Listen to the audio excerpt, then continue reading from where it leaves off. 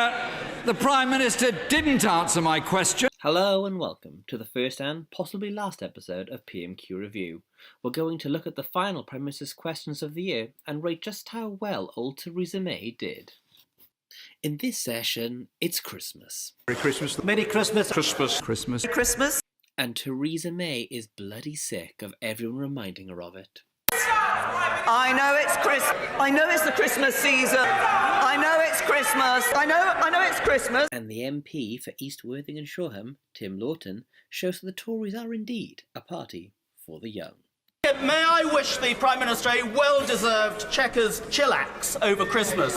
But he is immediately shut down by Mrs May. I won't be at Chequers at Christmas. The PM answered 33 questions from 27 MPs. Some were soft, such as, do you oppose racism? Does the Prime Minister agree with me that 2019 has to be a year when we all stand up and be counted to ensure that those young Jewish people believe and stay in this country, wishing to contribute and no longer fearing for their future? And some were clearly planted by the Tories. Yes or no, is it the Prime Minister's intention that her government will still reduce immigration to the tens of thousands? Yes. Except that was the Labour MP for Ogmore, Chris Elmore. Theresa May and Jeremy Corbyn duelled on Brexit again. Corbyn asked, How will she achieve these legally binding assurances before the House is due to return on the 7th of January? And she deflected. We will set out what is achieved in our EU discussions when we return in the new year, when we have had those discussions, when we bring those assurances back. Can I just say to the right honourable gentleman, he can get as angry as he likes about this issue, but it doesn't hide the fact that he has no Brexit plan. He asked, When the European Council will meet to approve the changes that they have already ruled out. And she deflected. But can I just say to the right honourable gentleman, week after week he has stood here on this issue and talked about what he's against. He never says what he's for.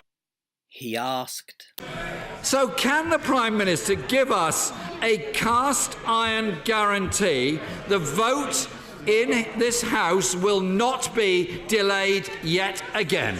And she deflected. I say to the right honourable gentleman, we have been very clear about the process that we are going through. Every member of this House has a responsibility to deliver on Brexit. Not a great performance then. However, she did manage to save herself with a pretty spectacular festive put-down. I know it's the Christmas season and the pantomime season, but what do we see from the Labour front bench and the right honourable gentleman? He's going to put a confidence vote. Oh, yes, he is. Oh, no, he isn't.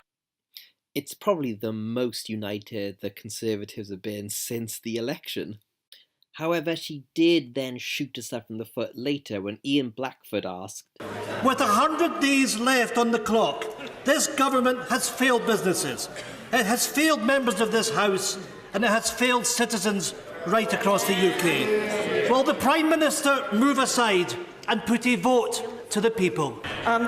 First of all, actually, I think what is causing concern for businesses is the fact that Parliament has not been able to come to a decision. I mean, she literally says Parliament can't come to a decision. Surely that is advocating for the vote that Ian Blackford was talking about. No? She also managed to sound spectacularly tone-deaf when answering a question about homelessness. Homelessness in the UK is now a national emergency and a national disgrace. Whatever the government thinks it's doing, it's not enough. So, Prime Minister, please, will you try and do better next year? Can I say to the honourable gentleman, first of all, I think in the way he put his question, he's confusing or putting together homelessness and rough sleeping. These are different issues, but... Yeah, but at least she managed to answer the question. Why is it that we have this wider issue? It is because governments, year after year, fail to build enough homes in this country. That's what this government is doing. Last year, we saw the number of homes being built at the highest level for any but one of the last 31 years. And she answered the MP for Easington, Graham Morris, in a way that made me feel a little uneasy.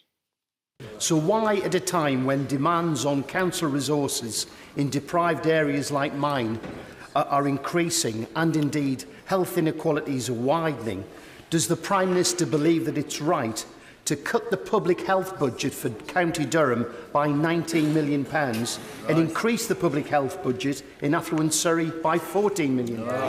Obviously, there are funding arrangements that apply across in terms of the decisions in relation to these sums of money. He talks about disparities that occur. Of course, funding per dwelling for the local authority in Durham is more than it is in other areas. Like, it's more than it is in my Maidenhead constituency. So there are proper ways of looking at these issues. There are proper ways of looking at these issues and ensuring, as we are, by putting more money into our local authorities, that the money is there for local authorities to do the job that they need to do.